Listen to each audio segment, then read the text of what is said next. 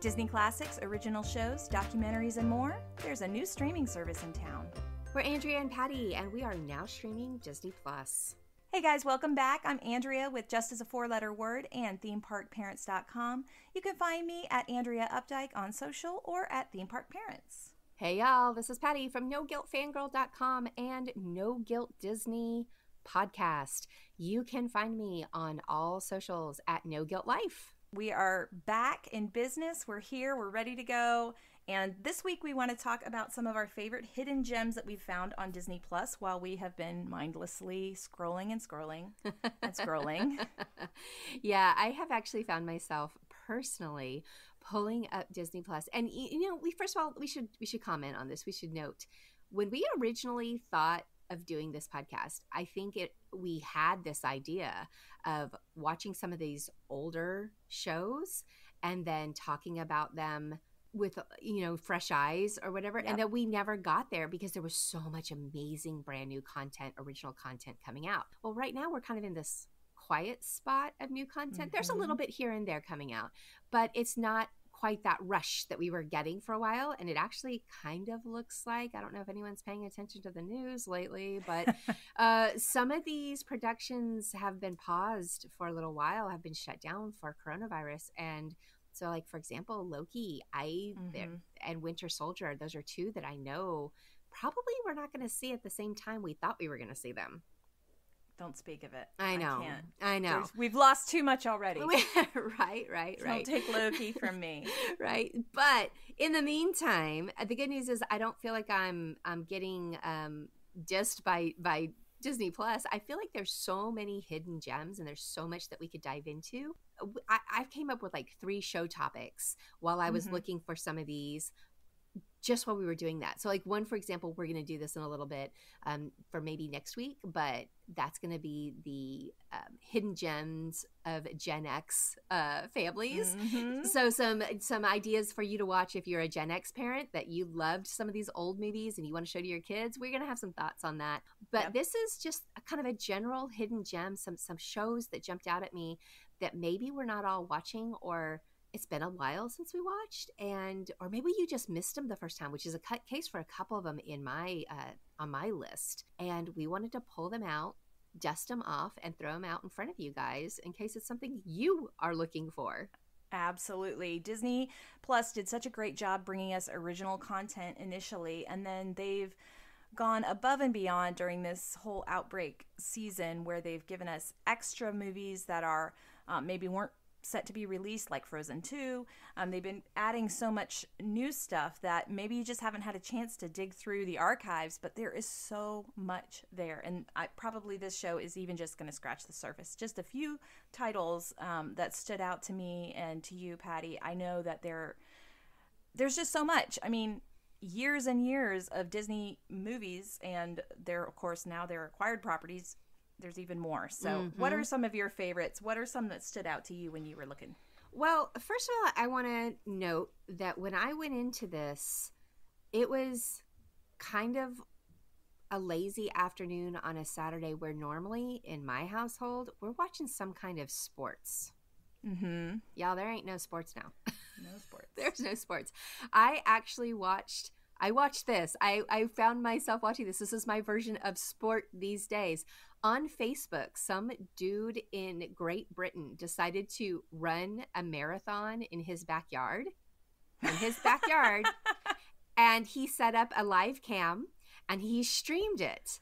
And there was like 3,000 to 4,000 people at a time watching this gentleman run his marathon. And I think he went over the marathon amount because he decided to raise funds because people were getting so into it and whatever. So he did turn this into like a fundraiser.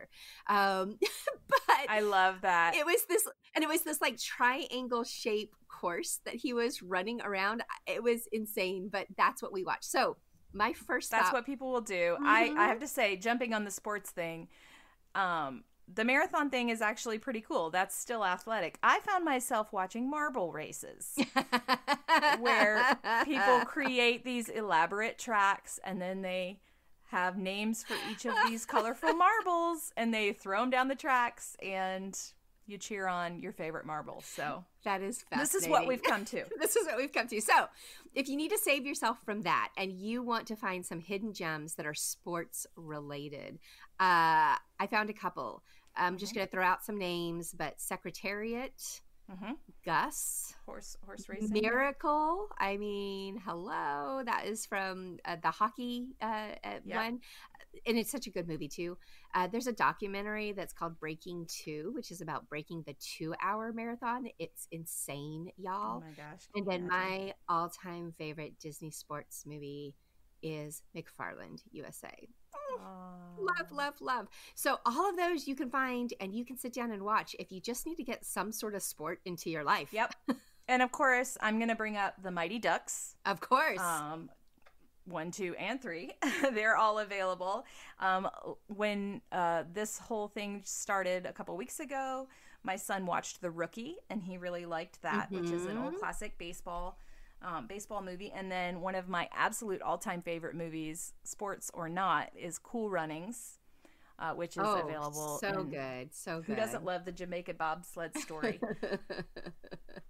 Yeah. So, I mean, it was just one of those things that I was like, we are missing a lot right now. And sports is one of them. So if we can't watch live sport, let's watch some sports movies. Okay. So, and all of these, I would say, are pretty family friendly that we've mentioned. I'd have to watch some of them over again just to verify, because something I have noticed is if you watch movies from the 80s or early 90s, PG does not mean PG to us today. So that is very true. Definitely keep that in mind, parents. But yeah. So that was on my list for sports. What else do you have? I actually just remembered I had one more sports. This is one we actually did watch with our kids recently, The Sandlot. Oh, yes, The Sandlot. Such a classic movie. So here's my unpopular confession about Sandlot. Everybody loves The Sandlot. Everybody's obsessed with The Sandlot. At least everybody online. And when you talk about that movie, they say, "Oh, it's the best movie." I missed it. I never watched it when it first came out. Oh, you're killing me, Smalls. I know I am. And so I did sit down and finally watch it. I think it was about a year ago. So I had my same reaction as I had to Hocus Pocus, which was, why? Like, why does everybody love this? However, I didn't have I thought Hocus Pocus was like mildly inappropriate in some ways, where I didn't feel that way about Sandlot. I didn't fall in love with it like everybody else does. Yeah. I like it. Context, it's fun, but context has a lot to do with it. I was just the right age for it when it came out. Saw it in the theater. I think I was at a birthday party, so I was surrounded by friends. Of course. Yeah, it totally matters. It was a great movie. And then when we rewatched it with our kids, I mean, I have 2 boys. That one of them plays baseball. So it was just, contextually, it was a very appropriate movie. We all loved it. So if you're just not in that place, I can totally see what you're saying. But my kids loved it. My kids loved it. I know, I'm still wrong. All right, well, if we're going to talk about who's wrong about movies, Andrea, can I just point out your Knives Out incorrect assumption? But that's another podcast. We'll talk. I didn't see that one. We can gloves off fight about that one later. But anyway, agree to disagree on Knives Out. Yeah, no, Sandlot. My kids did really like Sandlot. It was just for me. I expected to feel differently based on how all of my peer group was talking about it, and my husband loved it, and he's even older than I am, and I know he didn't see it back when it came out, but saw it later. So maybe, I don't know what it was. That's my unpopular opinion about Sandlot, but it's still really great. And I would absolutely put that on your sports list for sure. Yes. And it's really fun. I kind of give my kids a long leash when it comes to Disney Plus. If it's in there, for the most part, I've kind of gone through and yes, there are some movies that I probably would rather them hold off on, but for the most part, I'm okay with whatever's on Disney Plus at the moment. That might change. But it's fun to see what they gravitate towards. Because, I kind of lead them and guide them to things I think they would like. But it's fun to watch them search and see what they find. Like my almost 9-year-old son started watching the Herbie movies, the Love Bug movies. Yeah. And I used to love those, but I didn't say, hey, watch these. Like, he just scrolled through, he found them, he watched them, he loved them. I'm like, oh, I love that he just picked just those found it out, on his you know, own. Yeah, randomly. that's an awesome hidden gem too. Yes. That, you know, from both the perspective that he found it and that we all loved it. I know. I also had on my list. This is something I did not see when it came out, and I'm kind of embarrassed that I hadn't seen this, but because we are huge Phineas and Ferb fans in this household, huge. Like, Mm-hmm. we just absolutely adore everything about this We series. do too. And Phineas and Ferb had a Mission Marvel episode. Did you see this? I feel like we have Yeah, to have seen it. it is basically Phineas and Ferb team up with a bunch of the superheroes. Thor's in it, Spider-Man's in it, Hulk is in it, Iron Man's in it, and then plus some of the villains are all in it. And it's pretty nerdy and pretty exciting and a lot of fun because it's Phineas and Ferb. And We need to find that because I know if we've Mhm. seen it, it's been a long time. So I'm definitely ready for that. And to answer your question, yes, there is a Stan Lee cameo because of course Aw, there is. of course there is. You know, I have to bring in a non-property, a non-Disney Marvel just for a second because when we were on spring break a couple of weeks ago, we watched that other Spider-Man movie by request. My son wanted to watch it. And no shade against Tobey Maguire, but Tom Holland is just far superior. Mm-hmm. But I was totally taken aback because there was a Stan Lee cameo, and just for a minute I kind of forgot they did that. You know what I mean? Yeah. And I was just like, he was on the screen, and I was just like, I mean, it really took my breath away. And I was just like, oh, I just love him so much. It was such a happy little moment that I just love that they did that, and it's there. Every movie you can count on it, but it's always a fun when you forget. It's a fun little surprise. It is. It's definitely, I love that they tagged that and they put that in there in all of these movies. You can always hunt for Stanley. So it's pretty early on this Phineas and Ferb one that he popped up. So you don't have to wait too long or hunt too hard for it. But that was exciting to watch. That's awesome. I love that. Now here's another one that I pulled out when I was trying to think of some of these little hidden gems.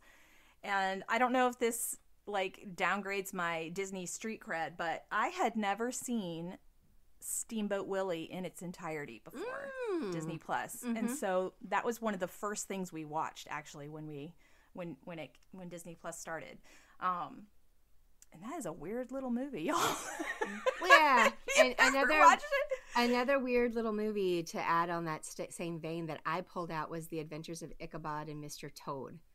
Oh, yeah. So, and that was from like 1949. So, yeah, if you want to get a little old school, but you also are kind of want a little bit of weirdness in your life, both of those are really good shows to watch. And they're not long. They're just a few minutes long. And it's so fascinating to think of like just the culture and the way life was different.